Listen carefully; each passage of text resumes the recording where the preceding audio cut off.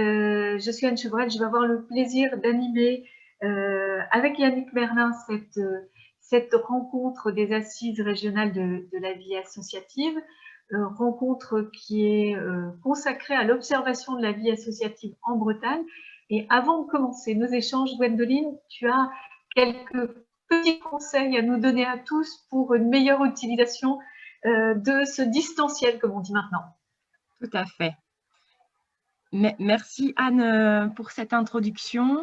Bienvenue à toutes et à tous pour ce webinaire en effet sur l'observation de la vie associative en Bretagne dans le cadre des assises régionales de la vie associative qui sont organisées par la région Bretagne et le mouvement associatif de Bretagne. Je tiens à vous prévenir que cette visioconférence est enregistrée, donc vous pouvez laisser vos caméras sans problème. Par contre, si vous ne souhaitez pas être vu, c'est mieux de les couper. On vous informe également que la plupart des micros sont fermés pour qu'on ait une meilleure qualité de son. Et voilà, c'est principalement les micros des intervenants qui restent ouverts. Néanmoins, vous avez le chat à votre disposition pour poser des questions. Je vais vous montrer rapidement comment fonctionne Zoom. Donc voilà, vous pouvez activer et désactiver votre micro à partir de la barre de tâches, donc en bas à gauche pour le micro, suivi de la caméra que vous pouvez activer et désactiver. Si vous cliquez sur participants, elle s'ouvre en haut à droite et donc vous voyez la liste des participants. Pour interagir via le chat, il faut que vous cliquiez sur la petite bulle converser. Et il y a également le petit smiley, la réaction, qui vous permet d'applaudir ou de lever un pouce quand vous êtes d'accord avec ce qui se dit. Donc voilà pour les petits aspects techniques. Et je laisse donc Anne et Yannick animer ce webinaire. Merci à vous et bonne visioconférence. Merci Gwendoline. Et donc maintenant que vous savez où sont les différents outils, n'hésitez pas, cette rencontre, cet atelier est le vôtre, n'hésitez pas à contribuer en nous envoyant vos questions, vos remarques, vos témoignages via la discussion.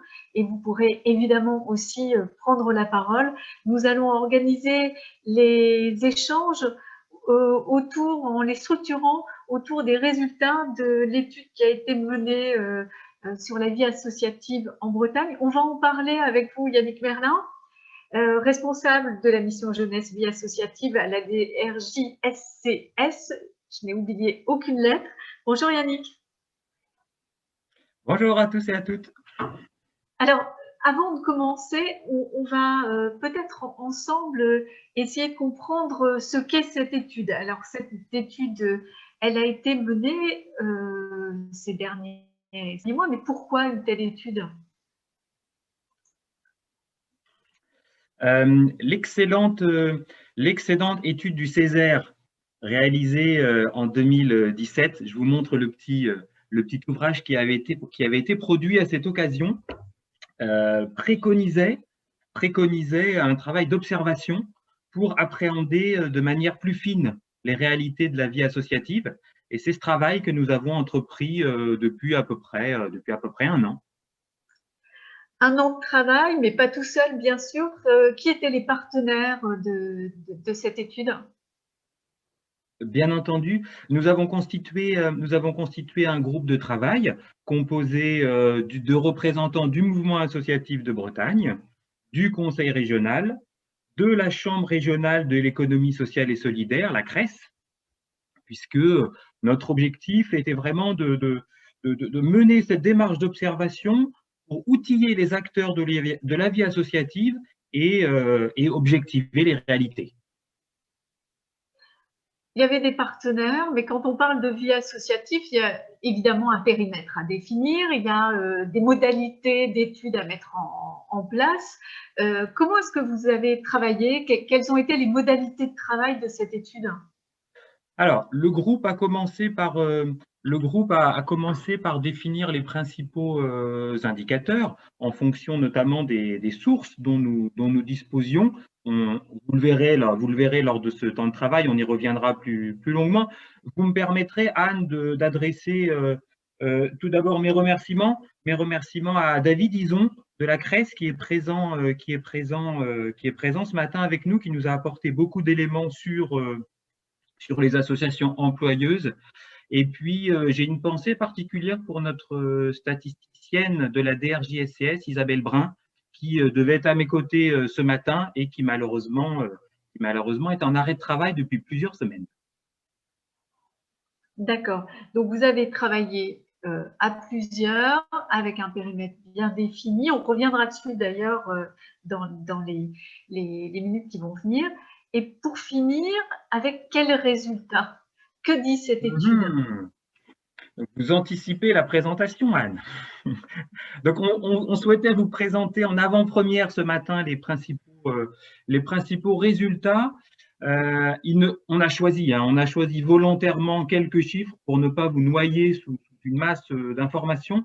Donc, l'objectif, c'est bien de présenter un panorama plus complet d'ici la fin d'année civile, dans un premier temps, sous forme d'un document en ligne, éventuellement une version papier. Et puis, on y reviendra dans la présentation. L'objectif, c'était également de disposer de données par EPCI. Donc, c'est le travail que nous allons conduire d'ici la fin d'année civile. Nous en présenterons quelques-unes ce matin, mais nous n'aurons pas l'occasion de toutes les présenter. Donc, il s'agissait bien de faire une déclinaison par EPCI pour chaque indicateur. Donc, pourquoi par EPCI? Alors, c'est le choix qui a été opéré par le groupe de travail.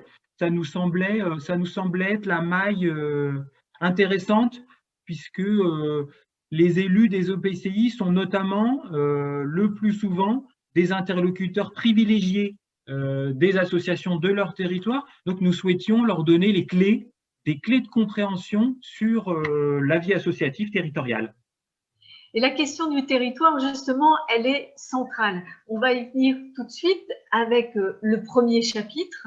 Donc, pour chacun des chapitres qu'on va explorer, ce que nous vous proposons, c'est de répondre à un petit quiz. Tout d'abord, Yannick ensuite nous donnera les résultats du quiz et nous expliquera ce que l'étude apporte en termes de connaissances sur le sujet abordé. Et puis, évidemment, à ce moment-là, les débats seront largement ouverts, donc n'hésitez pas à commenter et puis peut-être à nous faire part de vos réactions. Alors Yannick a parlé de l'ambition de l'étude en termes de territoire, aller vers le PCI, mais la première vision, en tout cas, des résultats de cette étude nous donne à penser que les départements sont aussi une échelle qui permet de bien comprendre la vie associative. Je vais vous poser une première question et un sondage va apparaître pour vous. Alors, je vais lancer le sondage. Ne répondez qu'à la première question, s'il vous plaît. Quel département compte le plus d'associations actives en Bretagne selon vous? Est-ce que c'est le Finistère? Est-ce que c'est l'Ille-et-Vilaine? Est-ce que c'est le Morbihan ou est-ce que ce sont les Côtes-d'Armor? Je vous invite à répondre à ce sondage, à nous dire ce qui, à votre sens… Une petite précision, Anne, peut-être? Oui, bien sûr. Je voulais vous donner une définition d'une association dite active, puisque le terme n'est pas forcément, très usité. Les associations considérées comme actives recouvrent l'ensemble des associations déclarées en Bretagne depuis 2009, à l'exception de celles qui ont soit déclaré leur dissolution, soit qui n'ont eu aucun mouvement de déclaration depuis 2009. Voilà, je voulais juste vous faire cette petite précision pour que vous puissiez avoir davantage de ressources pour répondre à cette première question. Alors, ne répondez qu'à la première question. Je vois des gens qui répondent déjà à la deuxième question, qui anticipent. Le sondage a disparu, me dit Perrine. Alors, il faut peut-être, en repassant simplement votre souris sur l'écran, vous devriez avoir accès au sondage. Est-ce que d'autres personnes ont des difficultés à voir le sondage?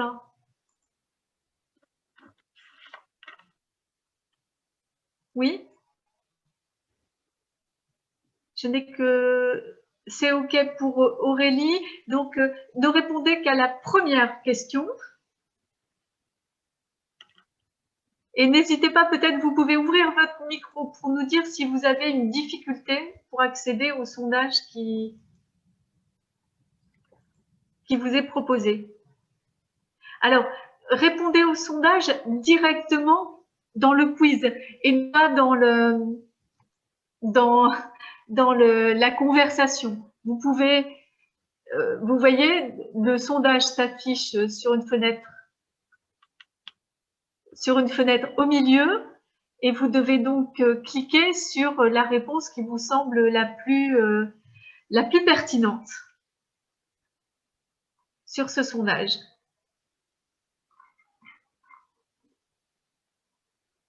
Alors, certaines personnes me disent qu'ils n'ont pas de sondage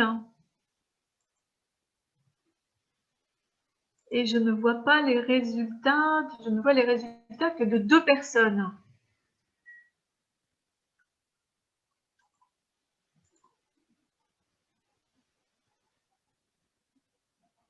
Alors, il faut effectivement... Il y a plusieurs personnes qui ont répondu dans le fil de discussion. Est-ce que les personnes qui ont répondu dans le fil de discussion, c'est parce qu'elles n'avaient pas accès au sondage? Oui?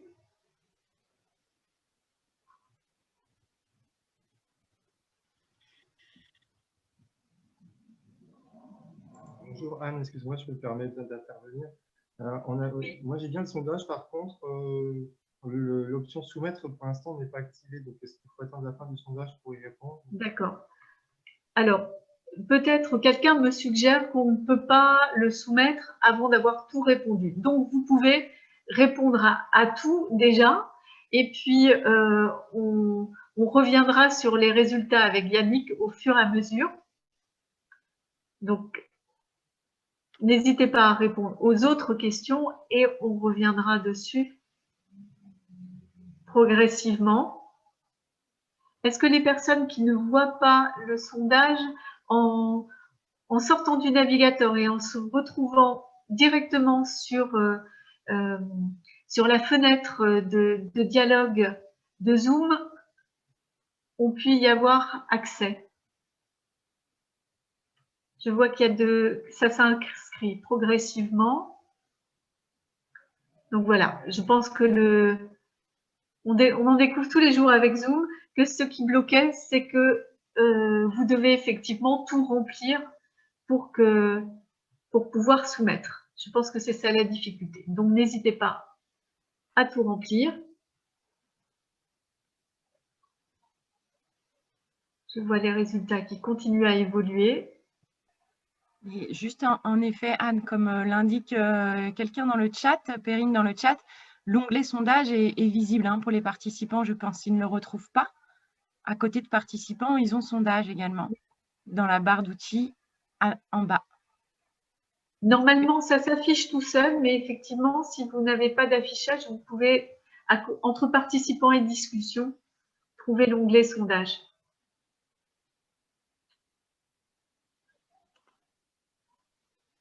Est-ce que c'est bon pour tout le monde?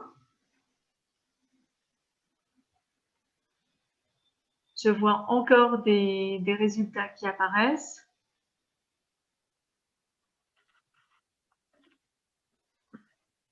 Si vous en êtes d'accord, je mets fin au sondage. Ah non, ça bouge encore. Oui, effectivement, dans certains cas, il n'y a pas d'onglet sondage qui apparaît dans la barre d'outils. Mais dans ce cas-là, si vous n'avez pas d'onglet sondage, normalement, le sondage apparaît en pleine fenêtre au milieu.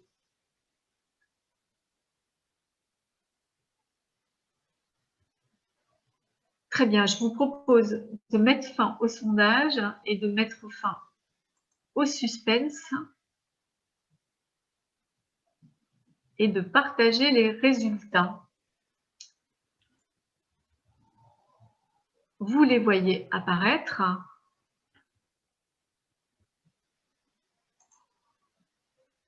Alors, parmi ces résultats, on voit clairement que le Finistère, d'après les participants, le Finistère est le département qui compte le plus d'associations actives. Yannick, est-ce qu'on est dans le vrai? Ah, on a peut-être aussi beaucoup de Finistériens en ligne qui font du lobbying. Ça, c'est tout à fait possible, Anne. Mais effectivement, le Finistère compte le plus d'associations actives. Donc, c'est une donnée importante de cette étude. Une diapositive suivante permettra de préciser la dynamique finistérienne. Mais en tout cas, c'est un des enseignements. Alors, est-ce que tu peux enlever la bulle, Anne? Oui, je peux. La petite bulle bleue. Voilà, parce on en reparlera plus tard. Alors, ce qu'il faut déjà préciser peut-être, c'est que la connaissance statistique des assos en activité n'est pas une science exacte. Ce n'est pas une science exacte. Je vous ai donné tout à l'heure la définition des assos actives, puisque on connaît bien entendu la date de naissance d'une asso par l'intermédiaire du répertoire national des associations. En revanche, on ne connaît pas toujours la date de cessation d'activité. Donc ça, c'est un petit point méthodo de vigilance, mais en tout cas, ça ne remet pas en cause la place dominante, on va dire, des assos finistériennes dans ce paysage régional. Est-ce que c'est partagé? Alors, est-ce que c'est la bonne réponse, c'était parce qu'on a beaucoup de Finistériens parmi les participants, ou est-ce que c'est un constat localement partagé? Tiffaine de Aredadec nous dit que c'est un département mobilisé, actif sur ces questions. Est-ce que vous voulez, dans le Finistère ou ailleurs, témoigner, nous dire comment vous vivez cette dynamique territoriale dans les départements? N'hésitez pas à ouvrir votre micro. Du coup, vu que j'ai répondu, je vais me permettre pour la Redadec. Alors, c'est pas significatif pour l'ensemble du milieu associatif parce que la Redadec, c'est langue bretonne. Mais rien que sur cette question-là, déjà, le Pénarbet, c'est le département qui est le plus actif en termes associatifs. Je ne parle pas forcément en termes de locuteurs, parce qu'il y en a aussi beaucoup dans les autres départements, notamment Côte d'Armor. Mais en termes de questions associatives et de politique aussi linguistique, c'est un département qui a fait ses preuves déjà. Donc, si j'extrapole sur ce mouvement ou ce tissu associatif déjà, il me semblait effectivement que le Pénarbet, c'est un département qui est un des plus actifs. Et je ne prêche pas pour ma paroisse, vu que moi, je suis du Morbihan. Donc, c'est plutôt justement un constat à distancier, on va dire. D'accord. Et dans les autres départements, comment est-ce que vous vivez ces dynamiques associatives, associations actives les uns et les autres? Est-ce que quelqu'un dans les Côtes d'Armor ou dans le Morbihan ou l'Ille-et-Vilaine veut bien nous dire comment il vit la dynamique associative locale? Bien, dans les Côtes d'Armor, on a une dynamique aussi très importante. Effectivement, compte tenu de la population et de la différence de population par rapport aux 3 autres départements, logiquement, on a moins d'associations, mais il n'empêche qu'il y a une dynamique qui est quand même très, très active, qui peut varier suivant, je dirais, les EPCI, mais on voit une mobilisation forte dans le domaine, par exemple, effectivement, de la culture bretonne, comme ça a été cité, mais aussi dans le social, où on a beaucoup d'associations très, très actives, sans parler de l'aspect sportif qui là est plus partagé, je pense, avec les autres départements. Voilà. Vous parlez de dynamiques différentes d'un EPCI à l'autre. Est-ce que ça veut dire qu'à votre sens, ce que nous présentait Yannick tout à l'heure pour la suite de la mission d'étude, donc avoir une granulosité plus fine et puis pouvoir évaluer la dynamique associative au niveau des EPCI, ça vous semblerait pertinent pour bien comprendre? Pour moi, elle est très intéressante parce que même si en Côte d'Armor, on a des EPCI qui sont très grands, à l'inverse de certains autres départements, puisque sur les Côtes d'Armor, on a seulement 8 EPCI, ça permet d'avoir des chiffres quand même qui correspondent à certains bassins de vie. Ça permet aussi je dirais, de travailler avec les EPCI sur leur territoire. À France Bénévolat, on essaye de travailler avec eux sur ces sujets-là. Et d'avoir des chiffres sur leur territoire, c'est quand même vraiment intéressant pour nous. Voilà. Donc, d'où l'intérêt, effectivement, d'avoir les chiffres à cette échelle-là. On a une suggestion, Tiffaine, donc à Redadec, qui suggère que l'échelle du pays culturel peut aussi être pertinente pour cette granulosité plus fine de connaissances. Merci beaucoup. Une réaction, Yannick? Non, je pense qu'on peut continuer sur la présentation du PowerPoint sur la deuxième question. Alors, on va reprendre ce PowerPoint que nous partagions. Et donc, on avait cette répartition territoriale et avec le Finistère en tête, mais des dynamiques fortes ailleurs aussi. Je vais revenir sur le sondage, sur la deuxième question du sondage que je vous partage maintenant. J'espère que vous la voyez. La deuxième question qu'on vous a posée, c'est combien d'assos sont-elles créées chaque année en Bretagne? Il y avait 3 possibilités, 607, 1113 ou 3370. Et vous êtes 61% à nous dire 1113. Alors, Yannick, est-ce que c'est la bonne réponse? Alors, 1113, c'est le chiffre d'associations créées chaque année en Ille-et-Vilaine. En Ille-et-Vilaine. 1113 pour l'Ille-et-Vilaine. Donc, la réponse, bien entendu, c'est 3370 pour la région Bretagne. Alors, c'est énorme. Alors, vous constaterez que le Finistère, que nous avons cité précédemment, présente un ratio de création un peu plus faible que celui d'Ille-et-Vilaine, mais ça peut tout à fait correspondre à une plus forte pérennité des assos, en fait. C'est un petit peu c'est aussi peut-être un des enseignements, plus de création dans la partie orientale de la région et peut-être une pérennité plus forte du côté occidental. D'accord.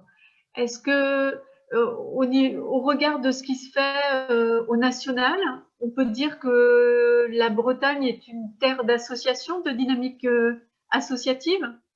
Oui, tout à fait. On a des chiffres notamment assez parlants sur l'emploi associatif. Alors, je vais pas donner les chiffres avant d'aborder cette question-là, mais alors sur la moyenne de création, c'est à peu près 5% par an. Ça suit on est relativement un petit peu au-dessus de la moyenne nationale. On est assez proche de la moyenne nationale sur la dynamique de création. Mais on se distingue par d'autres indicateurs, on y reviendra plus tard. Avec des associations actives que vous avez un peu détaillées de point de vue géographique.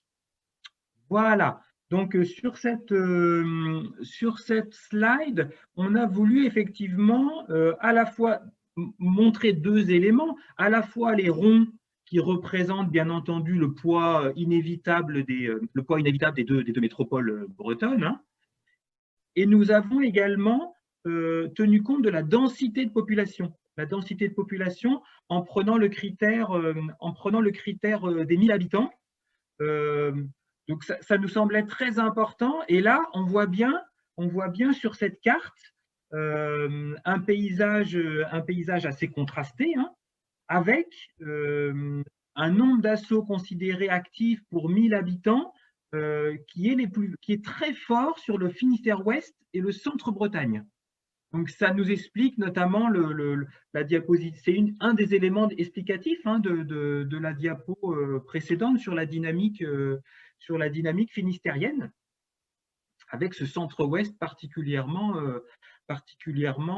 dynamique et qui est plutôt, en termes de politique publique, qui semble plutôt une bonne nouvelle, hein, soyons clairs, puisque on pouvait craindre que ces territoires paraissent comme sous-dotés. On voit bien qu'en prenant le critère de 1000 habitants, ça permet de nuancer un peu le poids de nos 2 grosses métropoles. Et si on passe au slide suivant, Yannick, on comprend mieux cette disparité géographique, ou en tout cas, il y a des éléments qu'il faut peut-être clarifier. Voilà, tout à fait. Donc là, on est sur les dynamiques de création. Donc on disait tout à l'heure, on parlait d'une dynamique relativement proche de la moyenne nationale. La moyenne nationale, c'est 5%. 5% d'associations actives en moyenne depuis 2014. Alors, la densité de création dans les territoires n'est pas le seul indicateur du dynamisme du tissu associatif, puisque, on le disait tout à l'heure, certains territoires peuvent avoir moins d'assos créés chaque année et être pourtant très dynamiques sur le plan associatif. Donc, c'est le cas typique du Finistère. Après, bien entendu, on a parlé des 2 grandes métropoles, Rennes Métropole et ses 43 communes. C'est la moitié des créations du département d'Ille-et-Vilaine. Donc, vous voyez que c'est considérable. Un petit peu moins pour Brest. Les 8 communes de la métropole brestoise représentent actuellement un quart des créations du département. Il y a beaucoup de réactions sur le chat et des personnes qui voudraient témoigner, prendre la parole. Gwendal souhaite parler, me indique que Yannick. Est-ce que Gwendal, vous êtes là? Est-ce que vous voulez ouvrir votre micro et puis prendre la parole? Y a-t-il un autre Gwendal que moi?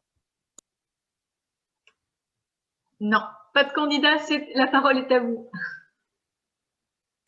Mais je ne souhaitais pas prendre la parole. Alors peut-être qu'en levant la main pour me gratter, D'accord. il y a une erreur, mais c'est pas Mais grave. maintenant que vous l'avez, cette répartition géographique, elle vous inspire quoi? Ok. Moi, je suis étudiant à Brest actuellement, mais je suis originaire du Centre-Bretagne. Donc, si je dois parler de cette carte, c'est compliqué parce que, ouais, j'ai du mal à me faire un point de vue parce que j'ai été engagé associatif dans les Côtes-d'Armor, je m'y suis épanoui. Dans le Centre-Bretagne, j'y ai grandi, je m'y sens bien et j'y ai trouvé des associations aussi qui répondent à mes besoins. Là, je suis à Brest et je m'épanouis aussi. J'ai du mal à avoir du recul sur la dynamique de création des associations. Désolé de ne pas pouvoir apporter Pas de problème, ça traduit aussi ces dynamiques. Je voudrais interroger Benoît Bronick qui nous fait une remarque très intéressante sur le chat, sur le lien entre les associations locales et les territoires et leur intérêt au regard d'associations un peu plus grosses ou en tout cas ayant une couverture régionale. Comment est-ce que vous pouvez nous expliquer, Benoît, le regard que vous avez sur l'intérêt et la dynamique des associations très locales? En fait, c'était plus lié au questionnaire sur le nombre d'associations. Parce qu'en fait, moi, j'avais l'impression que, notamment avec les associations régionales, où le siège social il est à Rennes, donc sont localisés dans l'Ille-et-Vilaine, je pensais que l'Ille-et-Vilaine aurait pu faire un biais et basculer vers le nombre d'associations qui étaient créées en Ille-et-Vilaine. Et en fait, on se rend compte que du coup, ce n'est pas du tout le cas. Et donc, pour moi, c'était un peu un signe indicateur qui disait qu'il y avait beaucoup d'associations qui se créaient, mais des associations à l'échelle vraiment très locale, qui n'est pas forcément des associations avec une envergure régionale qui imposait du coup un siège social sur la capitale administrative.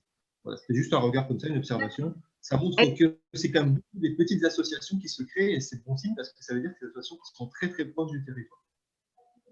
Est-ce que c'est partagé comme analyse? Est-ce que quelqu'un veut rebondir sur ce que nous dit Benoît? Sur ce lien au territoire très local qui caractérise les associations? N'hésitez pas à ouvrir votre micro et à intervenir. Moi, je crois que c'est le but des associations, c'est d'être au plus près des besoins des populations. En général, ça n'a pas d'intérêt autrement. Je pense aux associations de défense des consommateurs, de cadres de vie et d'environnement. Plus on est près des publics, et mieux c'est pour une dynamique de territoire. On va effectivement peut-être poser cet élément d'analyse, de proximité de territoire et d'une dynamique associative qui est réellement très ancrée dans le territoire. Nathalie nous dit, mais j'aimerais savoir dans quel domaine se créent ces nouvelles associations. Alors justement, on va venir sur ces questions-là et reprendre notre PowerPoint Yannick. Et puis les résultats du sondage, parce que c'était l'une des questions que nous vous posions tout à l'heure, on va le partager à nouveau. Dans quel secteur les créations d'associations sont-elles les plus importantes? Et on vous proposait la culture, loisirs et vie sociale et sport. Et vous étiez 59% à nous dire loisirs et vie sociale, et ce sont les secteurs dans lesquels les créations d'associations sont les plus importantes. Est-ce que les participants ont raison sur ce point, Yannick? Pas tout à fait, puisque la majorité des associations créées le sont dans le secteur culturel. Dans le secteur culturel qui est donc en tête. Je pense que voilà, vous avez ici le graphique. Donc le secteur culturel en tête, puis le champ sportif, et ensuite celui des loisirs et de la vie sociale.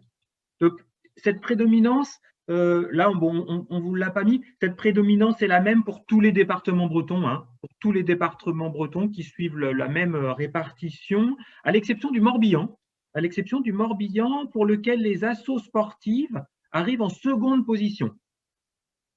Donc ça, c'était aussi le Morbihan se distinguait très légèrement de cette répartition. Bon, ce qu'on peut dire, Anne, très schématiquement, c'est que d'après nos comparaisons avec d'autres régions, les créations dans le champ culturel sont souvent prédominantes dans les métropoles. Dans les métropoles, ça c'est un fait national, et dans les départements plus petits, donc chez nous, Côte d'Armor et Morbihan, les assos sportives et loisirs et vie sociale sont souvent sont souvent pas très loin, mais le secteur culturel est souvent porté par les métropoles, bien qu'il soit totalement régional, hein, mais bon, ça se joue à peu de choses en fait.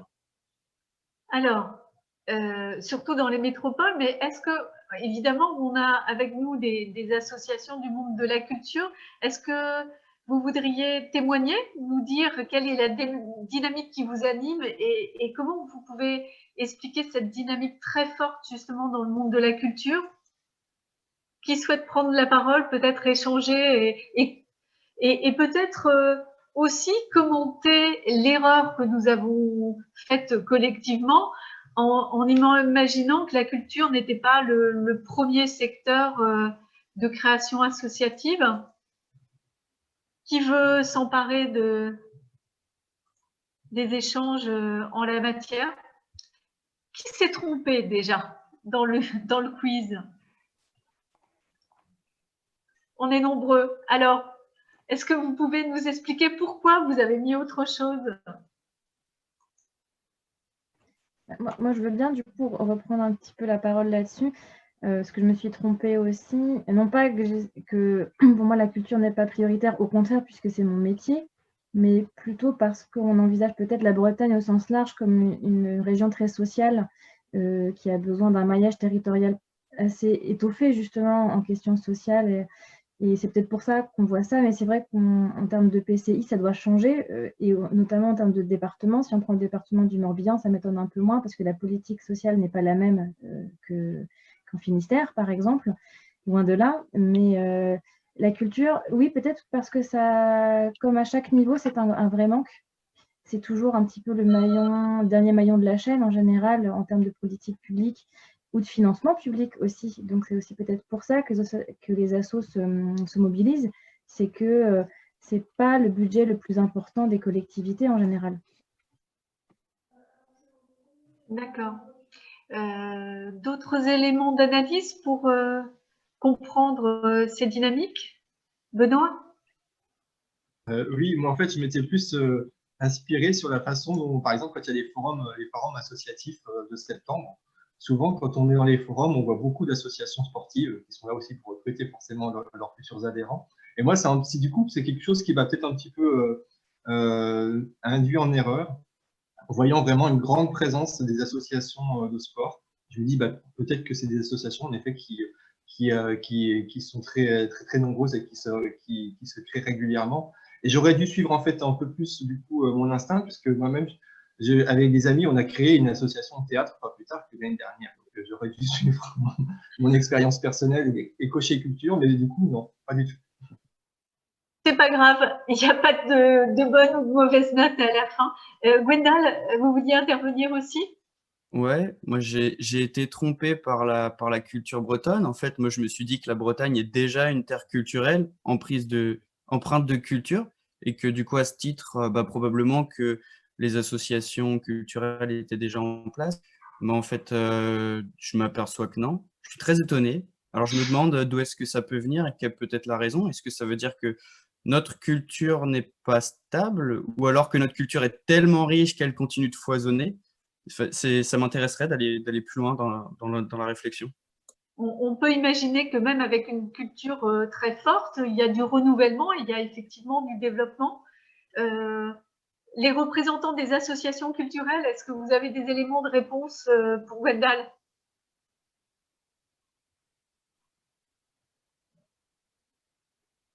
Il y a un manque à la base ou on est sur du renouvellement? Dites-nous. Tiffaine, on va encore vous solliciter. Je veux bien intervenir. Ah bah, allez-y, Francis, je reparlerai après si besoin. Oui. Je ne sais pas si vous m'entendez. Très bien. Très bien. Oui. Donc, moi, je suis dans le 22, dans le centre Bretagne. Donc, j'ai dit que c'est la culture qui, pour moi, c'est ça qui prime. Par contre, quand vous faites, est-ce que vous faites la différence entre les villes qui ont déjà comment dirais-je, un tissu et une organisation dans la commune et par rapport à la population que ça touche, et quel type de population ça touche dans le domaine culturel, les jeunes ou plutôt des gens d'un certain âge, et moi je pense en particulier aux retraités. Yannick, est-ce qu'on a les réponses par rapport à ça, au public? Oui, alors, on a une hypothèse qui est formulée notamment par Gwendoline à l'instant sur le chat, qui nous dit que de nombreuses créations d'assauts le sont par des étudiants. Et effectivement, je pense que ça, c'est un fait à prendre en compte. On a des associations culturelles qui sont parfois créées de façon assez éphémère, juste pour une occasion, un festival par exemple. L'asso est créé pour l'organisation d'un festival ou d'un temps fort. Dans le domaine culturel, hein, un concert, un spectacle, etc. Et ça, je pense qu'effectivement, ça explique en grande partie ce foisonnement de création culturelle dans la région. Et comme le disait Gwendoline, le poids des étudiants dans la métropole rennaise doit certainement jouer sur cette dynamique de création. Loïc nous signale aussi que c'est difficile de répondre à la question culture d'une manière générale parce qu'il y a tellement de choses dans la culture qu'on a des dynamiques évidemment qui sont diverses. Il peut y avoir le patrimoine, il y a effectivement la culture musicale, il y a le théâtre, on en a parlé tout à l'heure. Est-ce que vous avez réussi dans l'étude, Yannick, à avoir des éléments plus précis sur ce que recouvre la dynamique secteur par secteur à l'intérieur de la culture? Est-ce que je peux intervenir? Oui, bien sûr. Pour compléter, moi je pense par exemple que les sources de financement quand même de la vie associative culturelle ont évolué et on va de plus en plus vers l'événementiel au détriment des associations qui travaillent toute l'année. Et donc, ça me semble aller dans le même sens. Il y a beaucoup plus d'événementiel aujourd'hui. Mais bon, après, il faut voir si effectivement c'est confirmé par les chiffres. Alors, Yannick Berlin en réponse sur le détail, et puis Yannick Bigouin qui demande la parole également. Oui, alors je ne pourrais pas vous répondre de façon très précise, puisque là, je pense qu'on voit bien dans notre discussion que la frontière est assez ténue entre les associations qui sont classées dans la thématique environnement, patrimoine. Donc là, il s'agit plutôt de patrimoine bâti, hein, et puis les associations culturelles. On voit bien que la frontière est assez ténue, mais effectivement, je pense que tout ce qui est patrimoine, disons, patrimoine immatériel, notamment sur bretonne, va se retrouver dans le champ que l'on nomme culturel. Et je pense que c'est aussi inévitablement une des pistes d'explication pour notre région. Et je pense que c'est peut-être sur ce point que Yannick Bigouin peut nous apporter un éclairage précieux. Yannick. Oui, c'est ce que je voulais dire. Moi, je trouve que j'ai voté pour la culture parce que je suis convaincu que la culture porte beaucoup le monde associatif en Bretagne, parce qu'il y a une telle matière, c'est tellement puissant, tellement diversifié aussi en termes de diffusion. Bien sûr, sur le patrimoine matériel et immatériel, il y a tellement de choses à faire pour le collectage, pour la diffusion, pour la transmission. Et puis, ça touche aussi tous les esthétiques, hein. Il y a beaucoup de choses. Faut pas oublier que Stonerion, par exemple, donc l'école de musique traditionnelle est la plus grande école associative de musique traditionnelle de France, ce qui n'est pas rien quand même en Bretagne par rapport aux autres régions. Aussi la place des festivals. La Bretagne est une terre de festivals. Il y a la grande majorité des festivals sont des festivals associatifs, donc de l'événementiel, comme disait Francis. Et puis il y a aussi d'autres réseaux dont on ne parle peut-être pas. Je vois que parmi nous, il y a le cinéma de Gourin. Eh bien, tout le monde du cinéma associatif, c'est aussi une part culturelle importante qu'on doit prendre en compte. Donc tout cet ensemble, qui est très divers, certes, hein, porte fortement le monde associatif. Donc je suis pas surpris qu'il y ait des créations, que ça bouge sans arrêt. C'est vraiment un bouillonnement culturel en Bretagne et qui est très très fort dans le monde associatif. Plusieurs éléments d'explication complémentaires. David nous signale qu'il y a une dynamique artistique aussi, hein. De nombreux artistes utilisent le statut associatif pour monter leur projet artistique. Et Aurélie donne un autre élément d'explication qui est celui des compétences obligatoires ou optionnelles pour les mairies.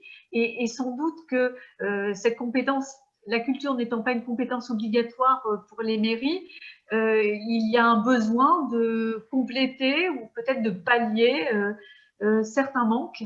En la matière, on voit qu'il y a une combinaison de plusieurs facteurs qui expliquent cette dynamique extrêmement forte sur le territoire.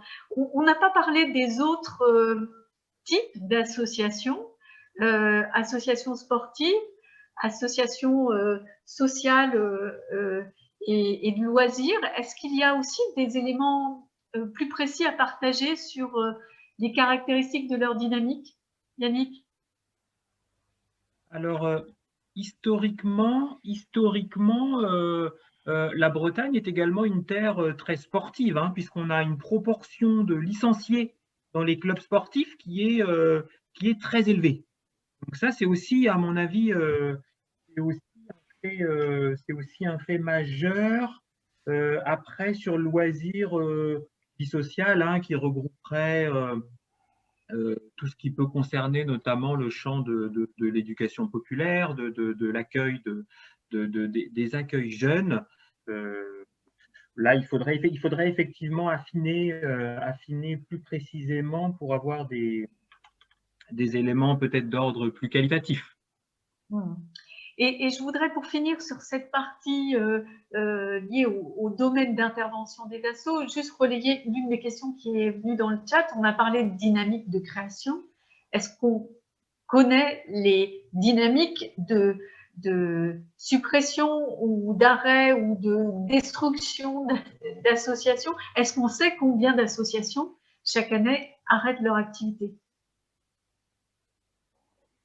Alors, comme je le disais en intro tout à l'heure, en fait, on le sait si l'association déclare sa dissolution dans le répertoire national des associations. Après, beaucoup d'associations sont dissoutes, mais nous ne disposons pas forcément de cette information-là. Voilà, c'est la petite difficulté qu'on a au niveau de l'observation pour avoir précisément, très concrètement, là, on parlait tout à l'heure d'une asso créée pour l'organisation d'un festival.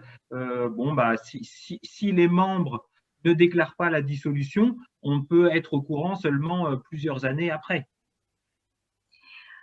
L'un des points sur lesquels vous vous êtes focalisé, c'est de comprendre comment fonctionnent les associations. On sait bien que les associations, ce sont des bénévoles, mais aussi des salariés. Et l'une des questions du petit sondage qu'on vous proposait, elle portait justement sur la part des emplois associatifs salariés dans les emplois à temps plein en Bretagne. Donc, quelle part les emplois associatifs salariés représentent-ils dans les emplois en Bretagne? 3 propositions, 5,4%, 7,6% ou 9,8%. Et pour la majorité des participants, la réponse c'était 9,8%, donc presque 10% de l'emploi salarié en Bretagne. Est-ce que sur ce point-là, Yannick, on est dans le vrai ou pas? Ah, vous avez vu juste. Vous avez vu juste, puisque 7,6, c'est le chiffre France. 7,6. Donc on est au-dessus. On est au-dessus avec 9,8. Donc en gros, ce qu'il faut retenir, c'est que un peu plus d'une asso sur 10 emploie des salariés. Hein. Bon, ça, on reviendra sur la question du bénévolat à la fin de l'intervention.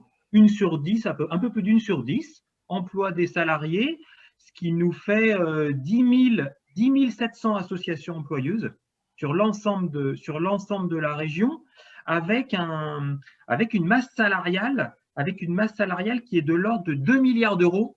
2 milliards d'euros, donc vous voyez que c'est considérable, hein, c'est absolument considérable. D'ailleurs, c'est le chiffre qui a été retenu dans la presse, vous le verrez, c'est le chiffre qui a été mis en avant, c'est le poids économique, du secteur. Ce qu'on peut dire très rapidement, c'est que cet emploi associatif, il a été en constante augmentation depuis 2015, jusqu'en 2015, et puis là, après cette date, on a une baisse. On a une baisse depuis 2015, avec des disparités départementales, et notamment les 2 départements des Côtes-d'Armor et du Finistère, qui présentent une évolution comparable. Hein, une évolution comparable. Les 2 autres semblent mieux résister, et les 2 départements, Côtes-d'Armor et Finistère, suivent une moyenne nationale qui effectivement va plutôt vers la baisse. Et ça s'explique comment? Alors, bon, on peut mettre en avant la question de la baisse des emplois aidés, hein, ça je pense que… Mais là, on n'a peut-être pas suffisamment de recul encore, hein, on n'a peut-être pas suffisamment de recul pour apprécier ce phénomène. Je pense que parmi les participants, nous avons une personne ressource, Monsieur David Ison, qui peut-être a un regard plus pointu que le mien sur cette thématique, puisque c'est lui qui nous a fourni des chiffres très très précieux sur l'emploi associatif. Donc David, est-ce que tu aurais des éléments explicatifs à nous apporter sur ces évolutions de l'emploi associatif?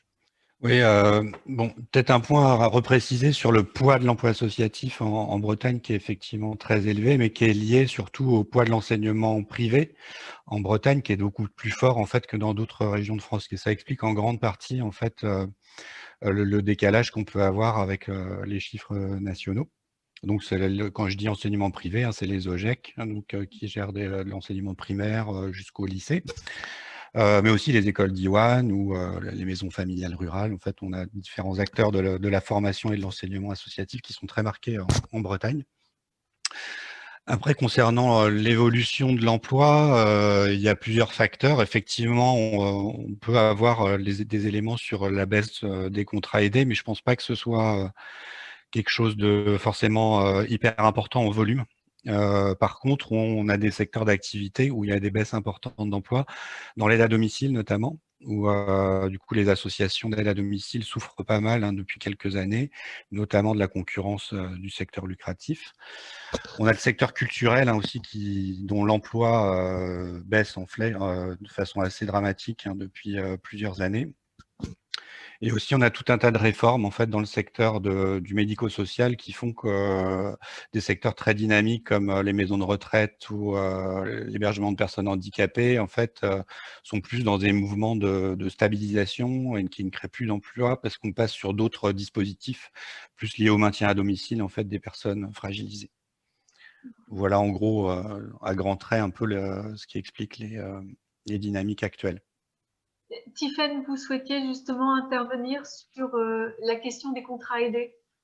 Oui, au-delà d'une question, c'est plus une inquiétude. Je ne sais pas si c'est quelque chose que vous aviez vu passer, mais il y a eu un arrêté préfectoral du 9 octobre dernier concernant le soutien des contrats PEC. Les contrats PEC étant notamment les contrats utilisés par le réseau Diwan, par les AEP, donc les associations d'enseignement populaire, pour les salariés qui sont non enseignants, donc les ASEM. Et ce contrat qui était il y a 2 ans de 70% d'aide pour Diwan est passé l'an dernier à 50% d'aide. Et là, cette année, depuis cet arrêté du 9 octobre, à 35% d'aide de l'État pour les bénéficiaires qui ne sont pas ni au RSA, ni en situation de handicap, ni moins de 26 ans, ni de quartier prioritaire. Donc pour tous ces gens-là, c'est un peu plus, mais pour ceux qui ne sont pas dans ces catégories, l'aide est de 35%. Donc d'où mon inquiétude, je ne sais pas s'il y aura d'autres choses pour aider les associations, mais ça limite aussi l'embauche parce qu'il y a 35% d'aide, il faut trouver l'argent ailleurs et donc pour ce type d'association, ça va être très compliqué, je pense, dans l'avenir. Alors, donc, inquiétude, est-ce que Yannick, vous pouvez répondre par rapport à ça pour les aides? Est-ce que le régime d'aide à l'emploi salarié dans les associations est un facteur et est-ce que l'inquiétude que traduit Tiffaine, vous la partagez? Oui, tout à fait. Alors là, bon, on est sur une question très technique et j'avoue que je vais devoir donner mon joker parce que chez nous, au niveau des services de l'État, c'est la directe qui a la responsabilité de ces aides plus précises. Donc là, c'est un secteur, c'est un champ que l'on va connaître. On n'a pas de compétences directes sur le sujet pour répondre de façon précise à cette interrogation, mais effectivement, c'est un point de vigilance important. Souhaitez-vous, y a-t-il d'autres remarques, peut-être témoignages d'associations qui ont des salariés sur ces évolutions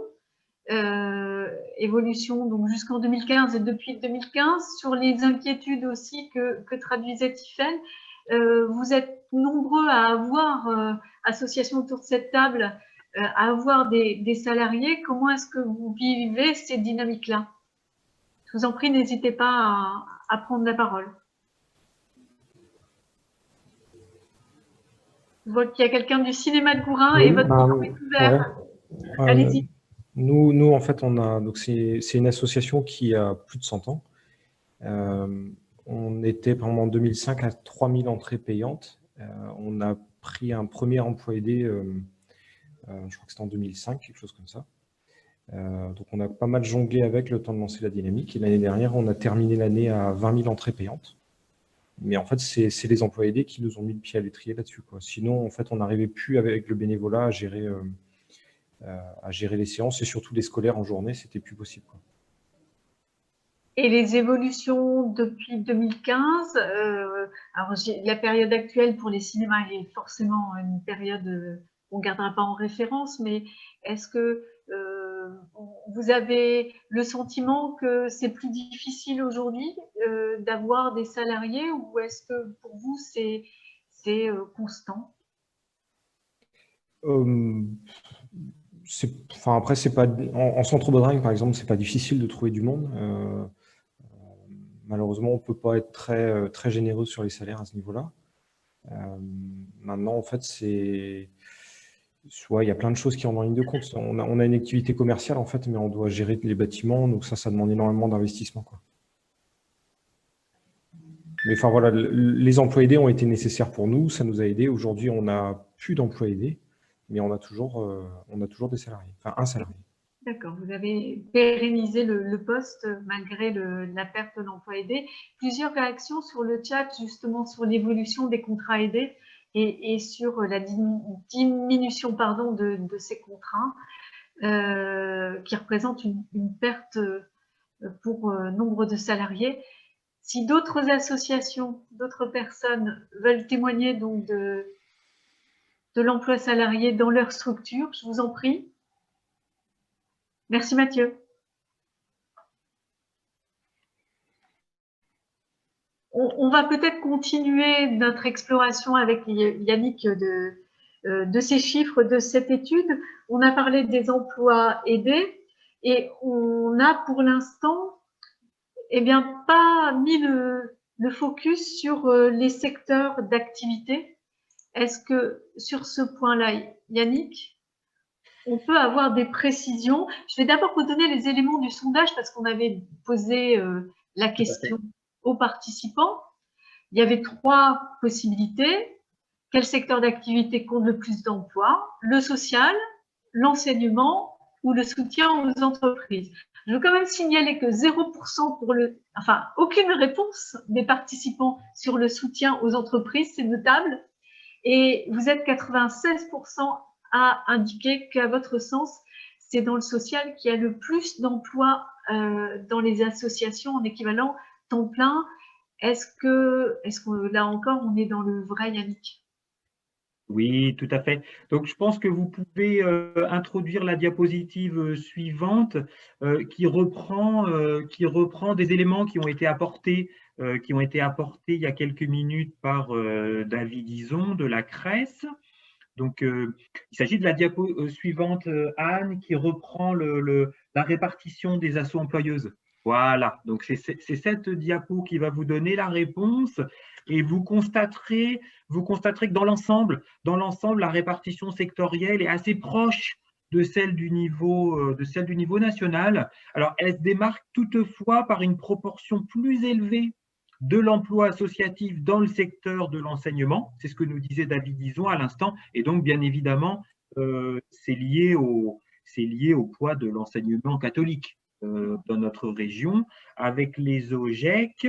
Et donc, cette prépondérance de l'action sociale recouvre bien entendu les établissements d'hébergement, les crèches, bien entendu. Donc, vous voyez que ça fait du volume. Voilà ce qu'on pouvait dire. Voilà ce qu'on pouvait dire très rapidement. Voilà, on a une petite bulle qui nous explique effectivement la spécificité régionale de l'enseignement catholique dans notre région.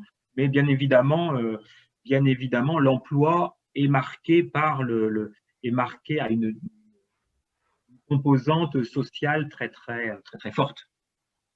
David Ison, est-ce que vous voulez nous dire quelques mots en complément sur cette répartition dans les différents secteurs d'activité?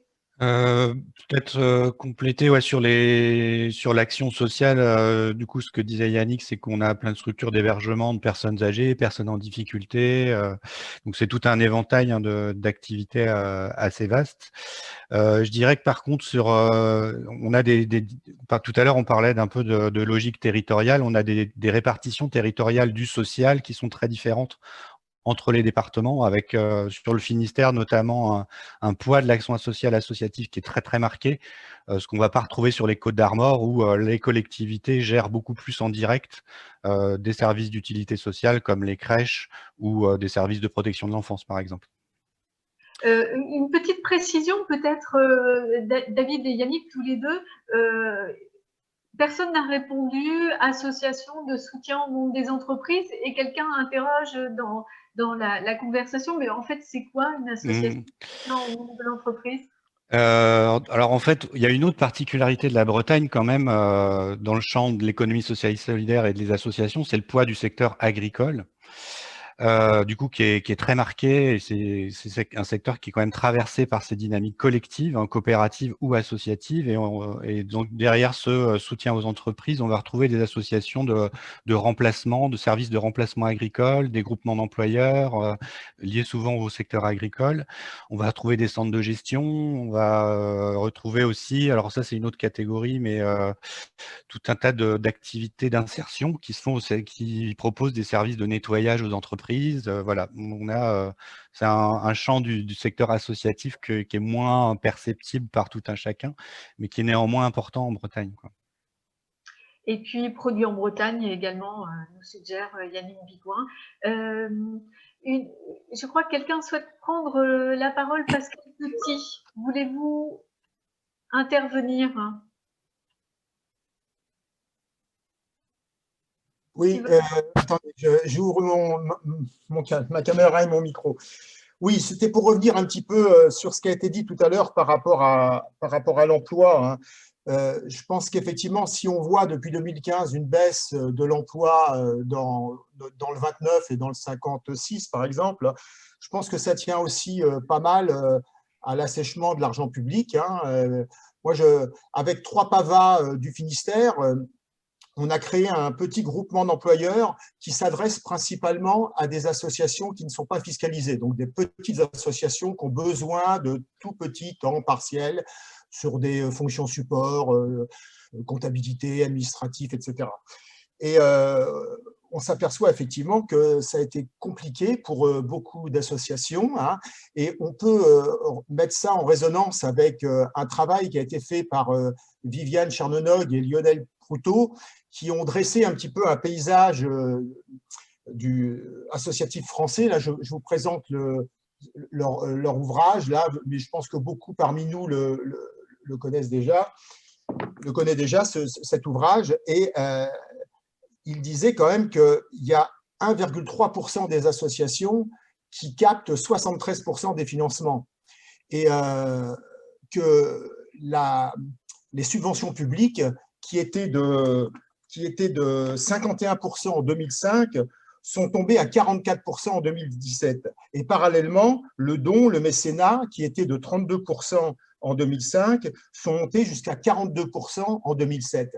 Et Viviane Chernonog nous montrait aussi que au niveau des créations, la vitalité associative est maintenant paradoxalement plus importante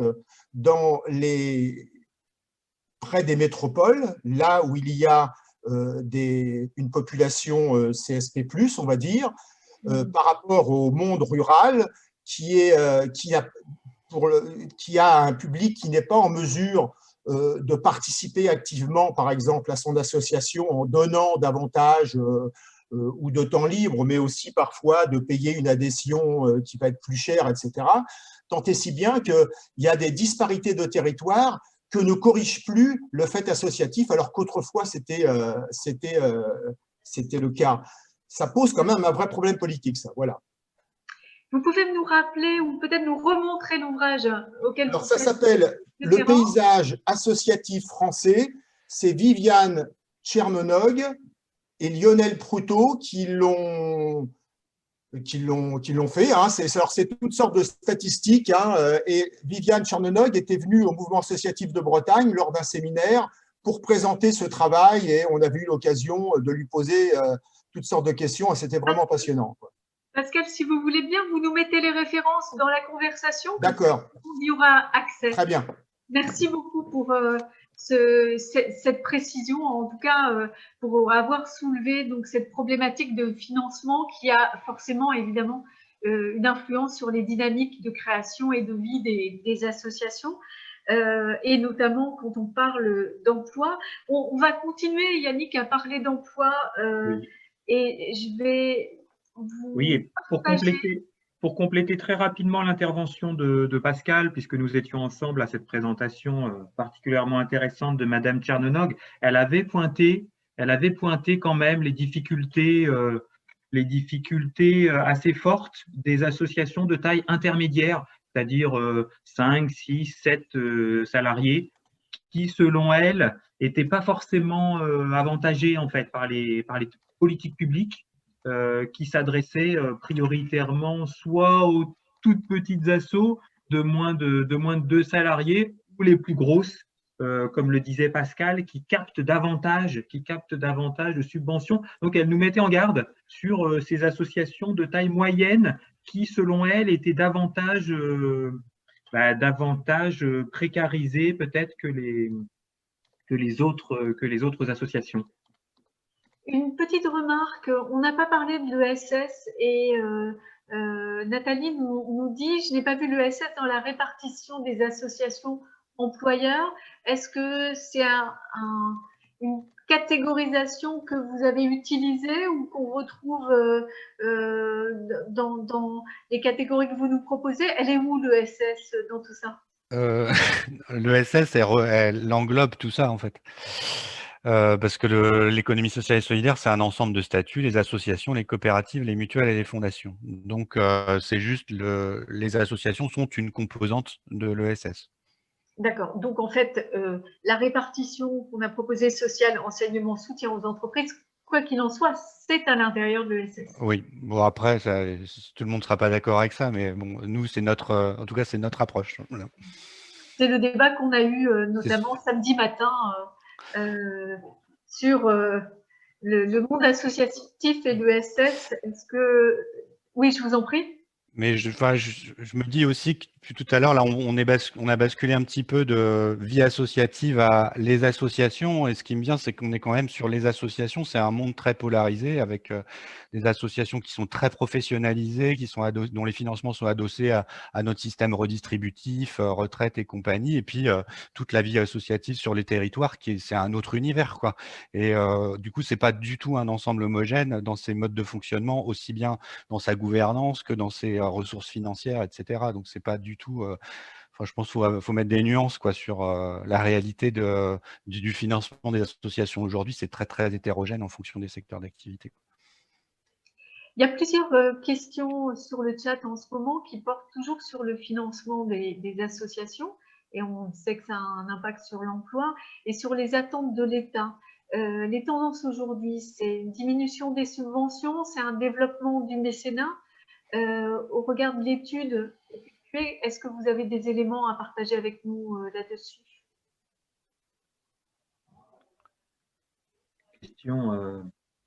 Question piège, Anne. J'ai pas d'éléments sur le mécénat, j'ai pas d'éléments. Je ne sais pas si David en a de son côté. Je n'ai pas le souvenir qu'on est allé creuser de ce côté-là. D'accord. On n'a pas beaucoup de données régionales, même pas de données régionales sur le mécénat. En fait, en tout cas, on n'est pas sur un développement du mécénat qui est à la hauteur de la diminution des financements publics. Donc la tendance, c'est plus un report sur les adhérents des associations des coûts d'activité. D'accord. Mais ça peut être un point peut-être à étudier. Ça pourrait être un point qui pourrait être étudié au niveau des associations, le développement éventuel du mécénat dans leurs sources de financement. C'est vrai qu'il y a des demandes dans ce sens-là. Aujourd'hui, on n'a pas encore les moyens pour travailler ces sujets-là, en région en tout cas. Oui. Moi, je veux bien poser encore une question. Je vous en prie. Oui. Donc, effectivement, samedi matin, le débat portait quand même sur l'association. C'est tout de même, comment dirais-je, un contre-pouvoir, c'est-à-dire à la base des gens qui considèrent qu'il y a un certain nombre d'injustices à corriger. Et là, on voit bien que dans le développement et dans l'historique, on voit bien qu'on est maintenant passé de l'horizontalité à la verticalité. J'aimerais bien poser cette question aux intervenants. Alors, est-ce que ça appelle, Yannick, une réponse sur cette notion d'horizontalité, verticalité? Est-ce que dans l'étude, puisque c'est notre sujet ce matin, vous avez des éléments qui ont pu vous amener à cette réflexion-là, ou est-ce qu'on est plus là sur les fondamentaux et qui sera du moins dans les données, on va dire? Oui, tout à fait. Oui, je pense que cette question n'est pas présente dans notre étude. L'association comme espace espace de vie démocratique, ce que souligne la question, bien évidemment. Hein. C'est pas, voilà, on n'est pas allé, l'observation n'a pas porté sur ces questions qui relèveraient plutôt d'études de sciences politiques, je dirais, hein, plutôt que d'une observation quantitative comme nous l'avons fait ces derniers mois, qui opposerait horizontalité et verticalité. Là, j'avoue que je n'ai pas d'éléments de réponse précis à apporter à une telle question. Ce sont des éléments difficilement quantifiables, effectivement, pour une étude comme celle-ci. Je vous propose de poursuivre toujours sur cette question de l'emploi avec un point que vous avez regardé avec beaucoup d'attention et on vous interrogeait dans le quiz sur ce point-là. C'est la question de l'emploi des femmes dans le monde associatif. On vous demandait quel est le pourcentage d'emplois occupés par les femmes en équivalent temps plein. 32%, 52% ou 69%, et vous avez répondu à 57%. Donc la majorité d'entre vous pensent que les femmes occupent majoritairement les emplois dans les associations, 69%. Est-ce que sur ce point-là, Yannick, oui, on a la bonne réponse? Oui, tout à fait. Vous avez la bonne réponse puisque 32%, ça correspond au chiffre des plus de 50 ans. Voilà. 32%, voilà, pour les plus de 50 ans. 52%, c'était le chiffre des temps complets pour les hommes. Et nous avons effectivement ce chiffre de 69% des ETP qui sont occupés par des femmes. C'était effectivement la bonne réponse. Comment est-ce que ça s'explique? Est-ce qu'il y a des explications? Bon, je pense que le poids du secteur social, doit, à mon avis, effectivement peser lourd, hein, en termes de variables d'explication. David, toi, tu as une autre hypothèse? Non, c'est enfin le social, la santé, l'enseignement. Du coup, on a quand même un positionnement des associations employeuses sur le care, quoi, sur le soin, sur les métiers du soin, et qui sont extrêmement féminisés, quoi. Donc, voilà. Alors, il y a la question du travail des femmes, de la place des femmes dans le salariat associatif. Il y a aussi, et on le voit sur les éléments que vous nous transmettez, là, il y a la question du temps plein, temps partiel. Est-ce que vous pouvez nous donner quelques éléments de lecture là-dessus, sur la répartition temps partiel, temps complet? Est-ce que le monde associatif breton fonctionne un petit peu comme le monde du travail national et du secteur marchand aussi? David? Alors, c'est vrai qu'au global, on a une proportion quand même assez élevée de temps partiel et puis dans le champ associatif qui est relié à l'importance de secteurs comme le social. Le premier métier associatif, hein, c'est aide à domicile. Et c'est un métier où vous avez une proportion de temps partiel qui est extrêmement forte. Oui. Mais si vous regardez ce qui se passe dans le privé, vous avez dans l'aide à domicile, hein, dans le secteur lucratif, vous avez la même proportion de temps partiel. Donc au global, dans le champ associatif, vous avez beaucoup plus de temps partiel parce que on concentre en fait des secteurs d'activité et des métiers où le temps partiel est très présent. Et sur les autres caractéristiques, le type de contrat, on a une proportion importante de CDI, 71%, et une part importante d'autres contrats aussi par rapport au secteur lucratif. Qu'est-ce que vous pouvez nous dire sur le type de contrat? Alors, ces autres contrats, en fait, dedans, on va retrouver nos contrats aidés, là, qu'on a déjà évoqués. Mais aussi, en fait, c'est vrai qu'on n'a pas toujours ça en tête, mais c'est tous les contrats un peu spécifiques des personnes handicapées, notamment dans les ESAT ou les entreprises adaptées, les ESAT, et dans les structures de l'insertion par l'activité économique. Donc, c'est des volumes de postes du coup, qui sont salariés, mais qui ont des contrats particuliers qu'on va retrouver dans ces autres contrats, quoi. Et pour le reste de ces 71% de CDI, à votre sens, on est dans la moyenne nationale?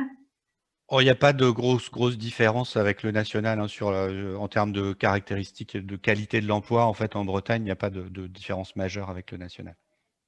Très bien. Voulez-vous réagir, peut-être commenter, ou nous faire part de votre surprise éventuelle, ou du fait que ces éléments confirment peut-être votre vécu et votre fonctionnement au sein de vos associations?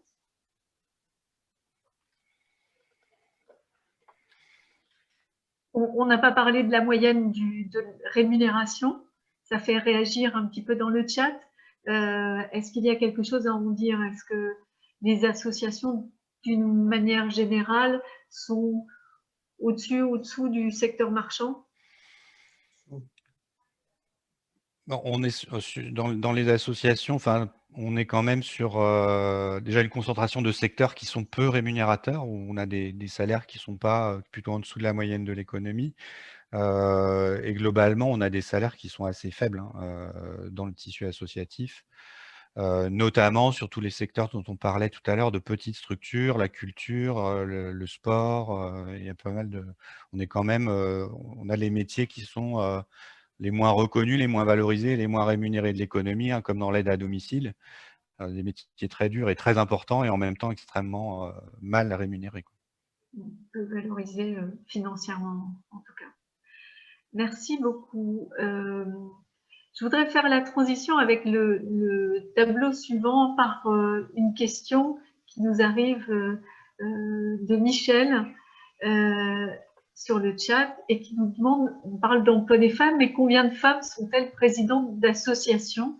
Et on va parler maintenant du bénévolat, l'implication bénévole. Je ne sais pas s'il y avait ce chiffre-là, Yannick, dans l'étude.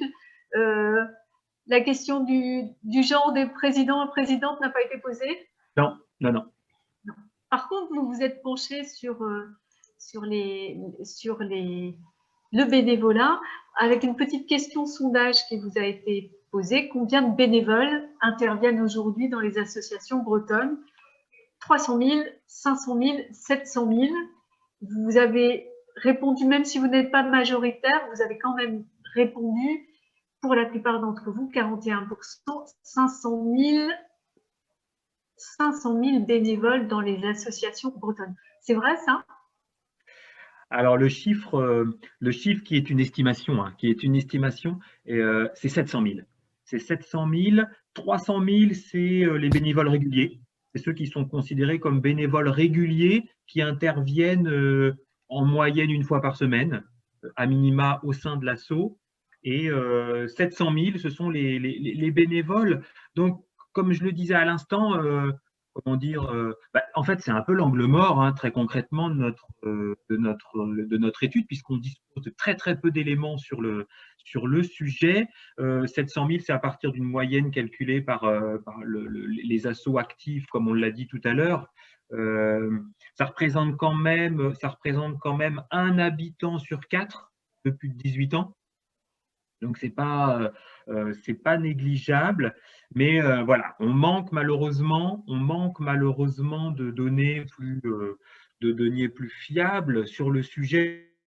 Et c'est effectivement un des éléments d'ouverture que nous souhaitions vous proposer à l'occasion de la fin de ce temps de travail. Et on voulait un petit peu vous poser la question pour savoir si parmi vous, certains d'entre vous avaient mené des études dans leur territoire qui pourraient nous apporter plus d'éléments à des échelles peut-être plus micro, y compris d'ailleurs des éléments plus qualitatifs, hein. Je pense qu'ils pourraient être, à mon avis, très intéressantes.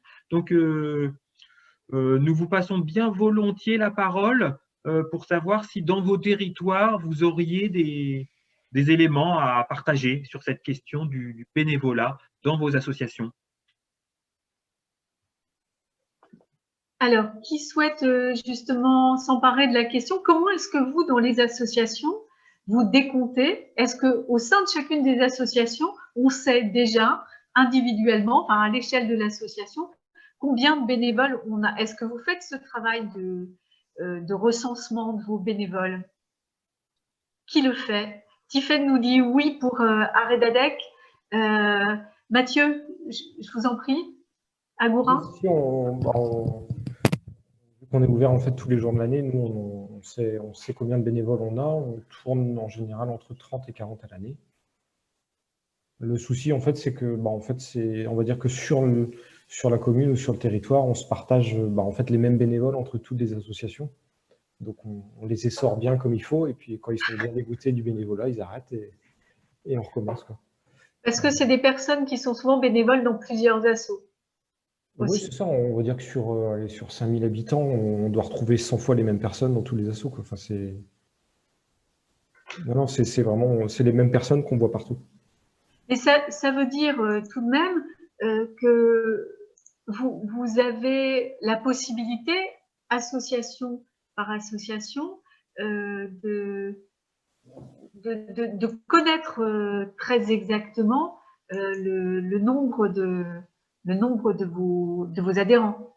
Ça voudrait dire, Yannick, que les associations peuvent potentiellement faire remonter ces informations-là jusque vous. Est-ce que c'est là que vous vouliez en venir?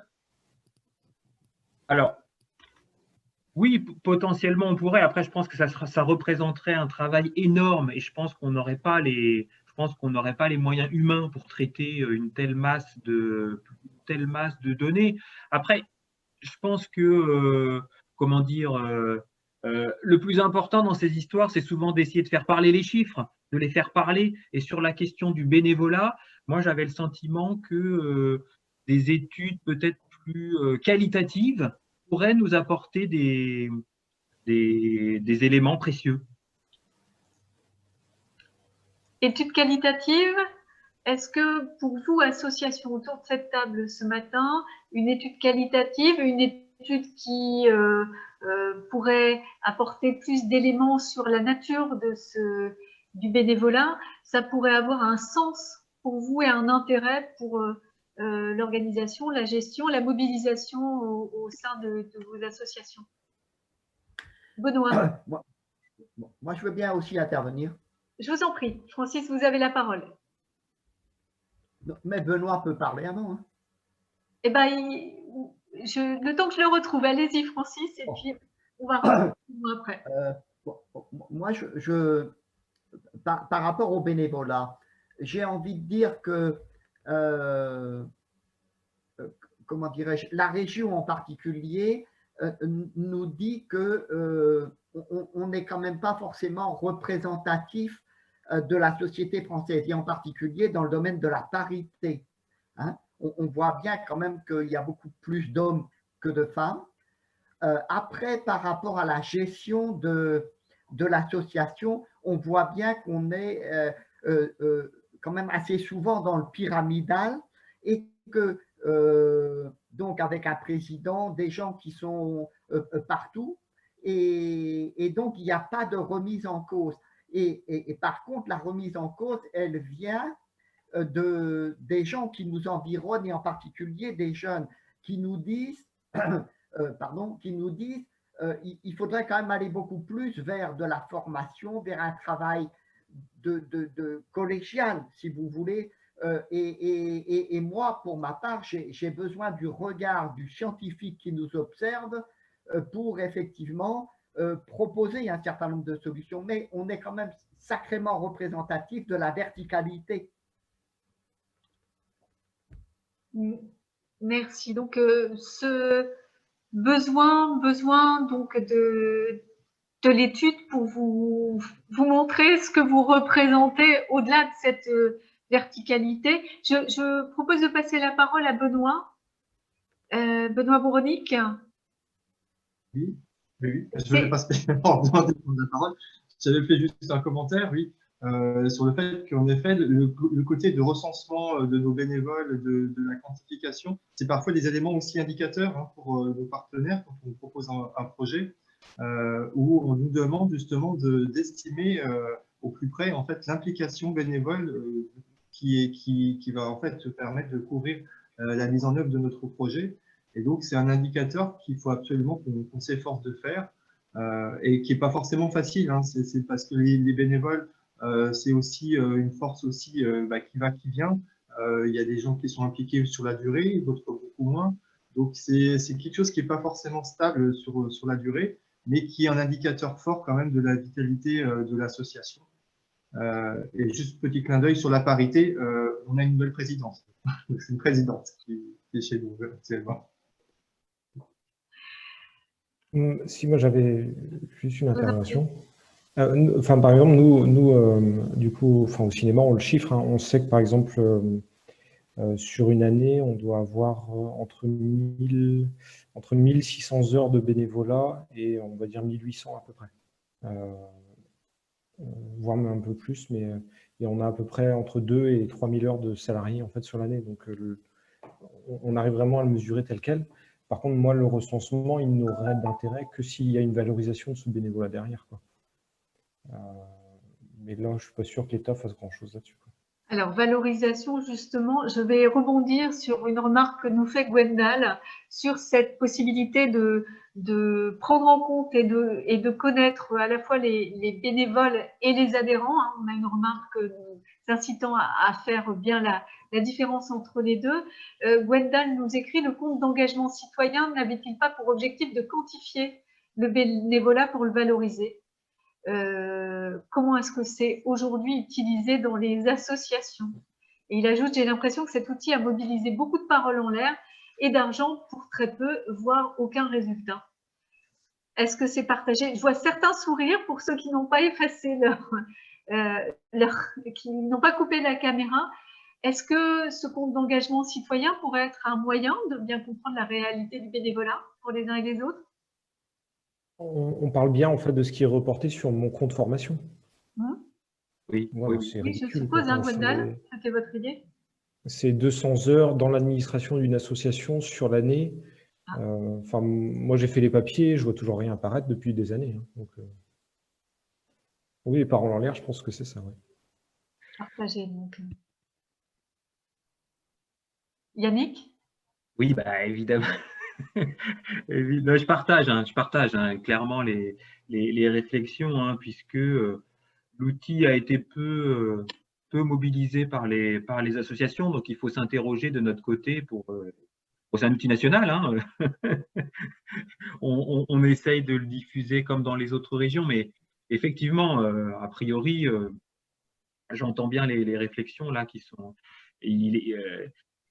Comment dire, les résultats ne sont pas à la hauteur de ce qu'on pouvait espérer, donc il faut qu'on s'interroge sur la pertinence de cet outil. Yannick, il est 11h02, il y a d'autres ateliers qui vont commencer dans quelques minutes. On va devoir clore cette session. Le mot de la fin, où est-ce qu'on trouve les informations complètes et qu'est-ce qui se passe après? Bien sûr, donc nous allons diffuser l'intégralité. On a un petit travail de mise en forme à faire. Là, on voulait vous faire une présentation en avant-première dans le cadre des assises.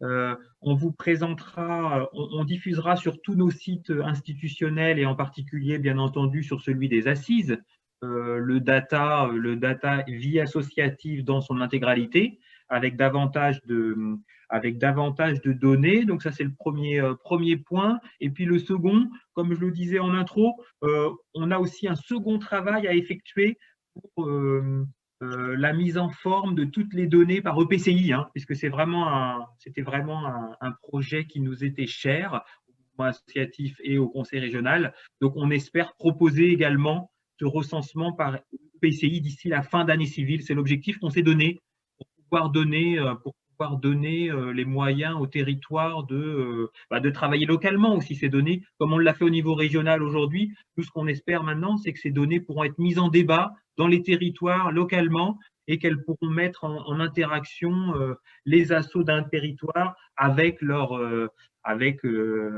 élus des EPCI ou de leur commune, par exemple. Merci beaucoup.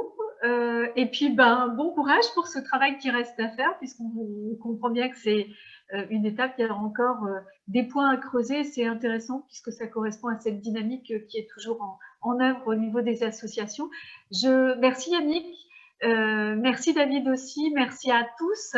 Merci Gwendoline pour l'accompagnement technique et puis je vous souhaite une bonne fin d'assises de la vie associative. Vous avez la possibilité de suivre d'autres ateliers.